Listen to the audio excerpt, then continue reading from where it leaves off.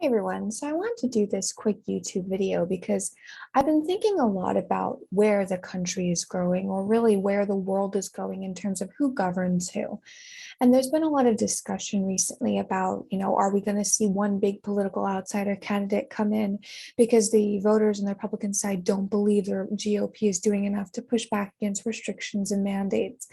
But in my view, I don't think it's one outsider candidate. I don't think we're going to see Emmanuel Macron bested by some right-wing force or right-wing voter resurgence. What I think is going to happen is a restructuring of the idea of what governance is. And what I mean by that is the US Constitution, for example, is a wonderful document. It has served us well for many years. The truth is, the people that are supposed to be governed by it, the people at the highest levels of power, don't care about it. They may take the oath about it, but they don't act with it. They don't recognize the sovereignty of the country. So if you have that situation, and then you have a situation where in France and Italy, you have mandates and restrictions that people there don't want, they're hugely unpopular. There's massive protests against them. If you have all of that, why would the current situation of how a country is governed maintain? I don't think you'll see outsider candidates like you did in 2016 or a wave of conservatism. I think you'll see restructuring of constitutions, restructuring of what we call governance documents, the things that are aside from the founding documents, how the country is run. The Constitution, for example, is a much more complicated process to amend. But on the areas like Italy and France, those governing documents, they've changed before, especially in Italy. So when Republicans tell you, oh, we're going to see a resurgence of right-wing people and people taking office, I don't think it's going to be that. I think it's going to be people who look at the way a country is structured. For example, in France, it's a 6-year term for presidents there. They're going to look at that and they're going to say, does that make sense? Knowing what we know about how quick the world changes.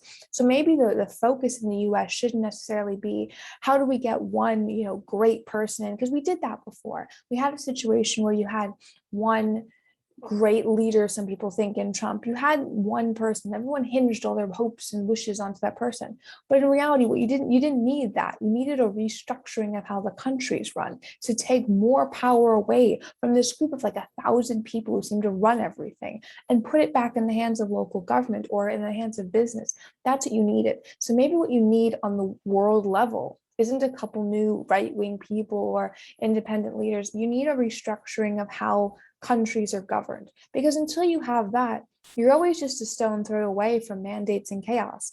And honestly, if you look at the US, where we face 8 years, possibly, of one person in charge, that has a lot of people my age questioning, like, why do we face that amount of time for one person in charge when the world works so quickly? Those time frames, that's something people my age care about, and they look at and they say that doesn't make sense. The same thing in France. You have 6-year terms, these time periods where these people are completely unchecked, where you have to take to the streets to get them to even notice that you're unhappy. Does that make sense for my generation post COVID? Because a lot of people my age look at that and go, why do you have so much power? What are you doing with it? And it's not even just term limits. It's the way government is structured. Because my age group knows how the world works. We understand technology, we understand cryptocurrency and economics, even though people think we don't. So because we know that, a lot of us question the entire situation or system of government. And I think people will question it even more. So when you see people say, oh, we just need one great leader, we don't need one great leader. We need great conventions to restructure the governing documents of this country, other countries. And I know people will be upset about that because it's not constitutionalist to say that. But the people who we have set aside to be governed by the Constitution, our elected officials, don't care about it.